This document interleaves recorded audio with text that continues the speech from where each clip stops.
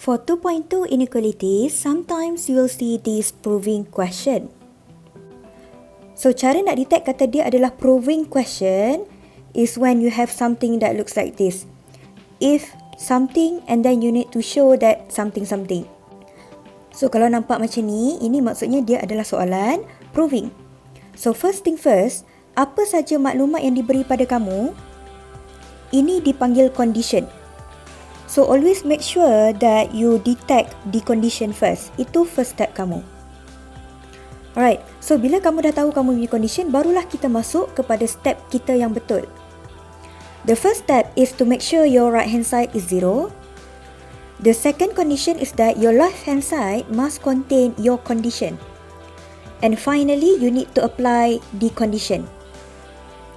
So, let's do this example. So, our condition is x plus 2 is less than 0. So, now we have 4x minus 3 less than 0. So, we need to show that this is true. So, the first step is to make sure your right hand side is 0. So, kat sini, right hand side dah kosong dah kan? So, kita masuk pula step yang kedua. The second step is to make sure your left hand side must contain your condition. So, kalau korang perasan, condition kita adalah x plus 2 less than 0. So, condition kat sini yang kita perlu sebenarnya adalah kamu mesti nampak x plus 2 in bracket. So, ini adalah kita punya left hand side. So, kita akan buat something dengan left hand side kita ni. So, yang kita ada sekarang adalah 4x minus 3. This is from our left hand side. But, from the condition, the left hand side must contain x plus 2. So, apa yang Miss akan buat first dulu, apa yang kita akan buat? Kamu tulis 4x, kamu bagi ruang kat sini, kamu letak minus 3 balik. So, kita akan buat something kat tengah-tengah ni. So, sepatutnya kita ada x plus 2 kan? But now, in our left hand side here, we have 4x. But here we have x plus 2. So, nak jadi 4x, kita darab semua ni dengan 4. So, you'll get 4x plus 8. Okay, so kat sini kamu nampak kata 4x plus 8.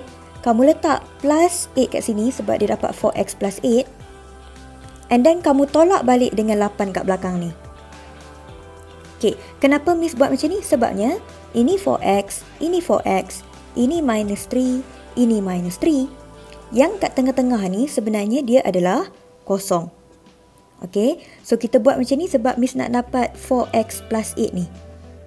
So, 4x plus 8 is actually, when you factorize, you'll get 4 times x plus 2. Yang kat belakang ni, kamu simplify and you'll get negative 11. So, sekarang ni, kamu dah nampak dah, your left hand side now contains x plus 2. So, ini yang kita nak sebenarnya. Okay, lepas dah kita buat tu, kita masuk step yang ketiga iaitu apply our condition. So, the condition here is given to us which is x plus 2 less than 0. Ini maksudnya, x plus 2 is negative value. So, kamu kena ingat ya, x plus 2 is a negative value. So, ini condition yang diberi kat kita. Kita apply masuk dalam yang tadi yang kita dapat ni. So, ini yang kita dapat tadi tu kan? So, kamu kena faham kata x plus 2 kat situ adalah negatif. So, this is a negative value. And then, bila dia darab dengan 4, 4 ni kan positif. Positif darab dengan negatif, dia akan bagi pada kamu semua ni adalah negative value. So, kamu kena ingat, ini sekarang negatif. And then, benda yang negatif, kamu tolak pula lagi dengan 11. Katalah kamu dapat negative 9. And then you minus 11. Then you'll get negative 20. Negative 20. So, kamu nampak kata, bila benda yang negatif, dia tolak lagi dengan benda something else, dia akan jadi negatif juga. The other example, contohlah kamu kata negative 10. Kamu tolak dengan 11. Kamu akan dapat negative 21. Dia masih lagi negatif. Okay, so this one sebenarnya adalah negative. So, you can write this is actually less than 0. So, kamu tahu kata ini daripada sini, kita dah tahu kata ini adalah negative value kan? So, this one, dia asal dia daripada 4x minus 3. So, kalau ini negatif, ini pun dia juga adalah negatif. So, buat kesimpulan balik, 4x minus 3 is actually less than 0. And this is what we want. We need to show that 4x minus 3 is less than 0. So, that's how you show that 4x minus 3 is less than 0.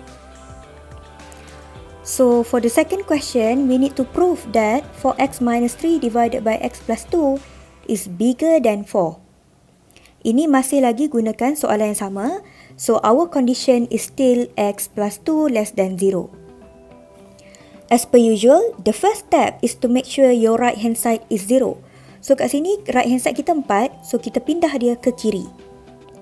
So, sekarang ni right hand side kita dah kosong.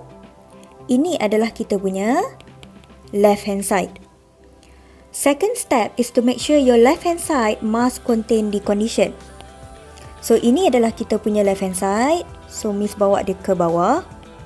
Okay, so left hand side kita adalah ini. Simplifykan dulu. Alright, so Miss tak mau nampak kata fraction tolak dengan something. Miss tak mau ada nampak tambah tolak kat situ.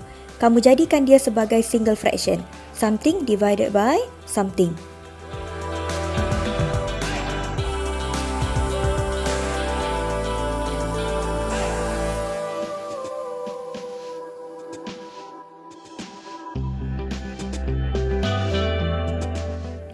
So, left hand side kamu akan dapat negative 11 over x plus 2.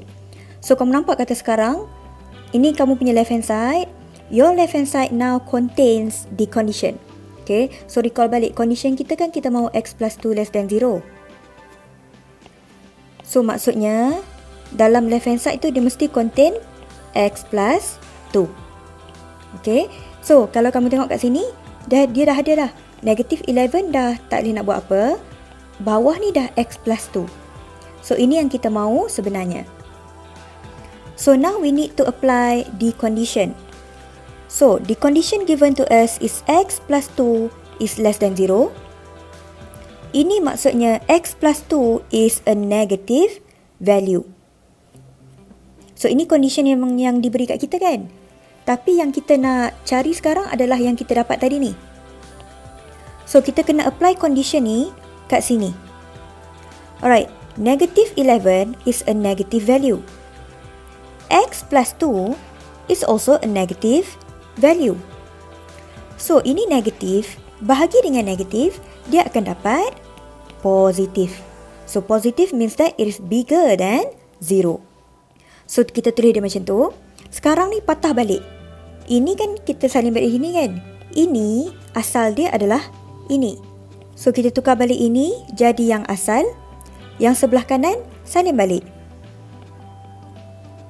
And then, kalau kamu pindah negative 4 to the right hand side, you'll get 4x minus 3 divided by x plus 2 is bigger than 0. So, ini yang kita nak show sebenarnya. So, that's how you solve for question 2.